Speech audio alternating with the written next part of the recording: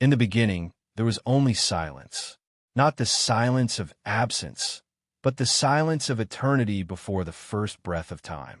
Then came the voice, unseen, unbound, unmeasured. And with a single command, the heavens unfolded.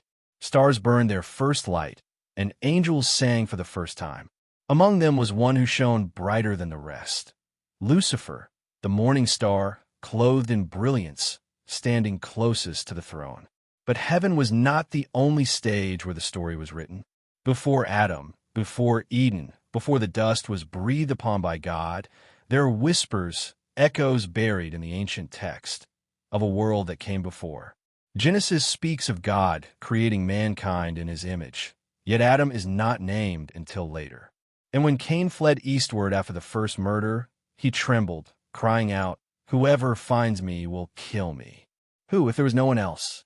Some say there was a people before Adam, beings who walked in the shadow of a young earth.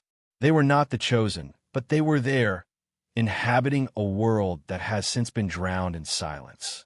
Perhaps they were the remnants of an age erased when heaven declared judgment. Perhaps they were the first to fall. It is said the watchers once descended, angels sent to guard but consumed instead by their own desire. They walked among those first inhabitants, gifting forbidden knowledge, metal from stone, fire from earth, words that twisted like serpents. And from them came the giants, the Nephilim, creatures of power and violence, filling the world with blood. The cries of that forgotten world reached heaven itself, and judgment thundered. The ground split, the seas roared, mountains fell, and the first age of man was swept away. The watchers were bound in chains deep within the abyss, their voices silenced, their faces hidden in darkness. And when the waters receded, Eden bloomed, a garden of beginning, where Adam opened his eyes and became the first of a new covenant. But outside those garden walls, the earth carried scars, shadows of what came before.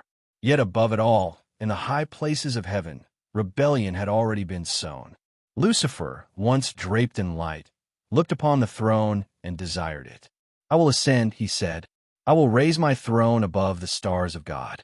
But in one moment, the heavens shook and a single decree cut him down. "You will be brought low."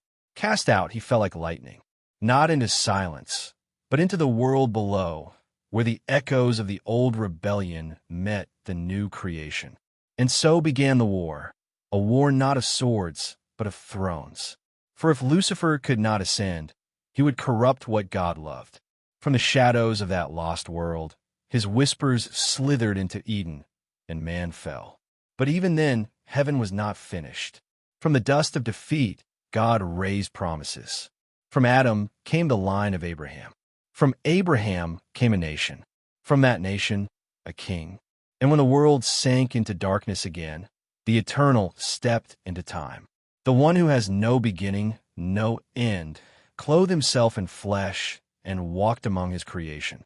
Before Abraham was, "I am," he said, collapsing eternity into a single breath.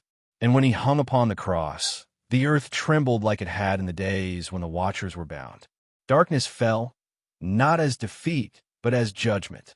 And in that moment, every rebellion, heavens and earths, was dragged into the light. But the story is not over. The chains that hold the watchers are not eternal. Their whispers are not silent forever. Revelation speaks of a day when the abyss will open and the world will remember what it has forgotten. The lost world before Adam will not stay buried. The war in heaven will not remain unseen. And God himself will write the final chapter. For he is the Alpha and the Omega, the first and the last. The one who watched the first world fall will raise the last world in fire and glory. And when that day comes, every question about Adam, about the lost world, about why heaven once wept, will be swallowed up in a single truth. He was, he is, and he will be forever. From the ruins before Adam to the fall of angels and the final dawn of eternity, it has never been about the beginning. It has always been about the ending. And when it comes, no shadow from the first age, no throne of rebellion, no voice of doubt will stand against him. The lost world will be remembered. The chains will break. The heavens will open, and the king will return to claim what was always his. And when that day comes, the first question ever asked will be answered. Not who came before Adam, not even who made God, but this, who will stand with him when the final page is turned. Because every mystery before Adam, after Eden, before the throne, was always leading to this, the ending that has been written since before time began. And when it comes, there will be no more silence, only the sound of eternity.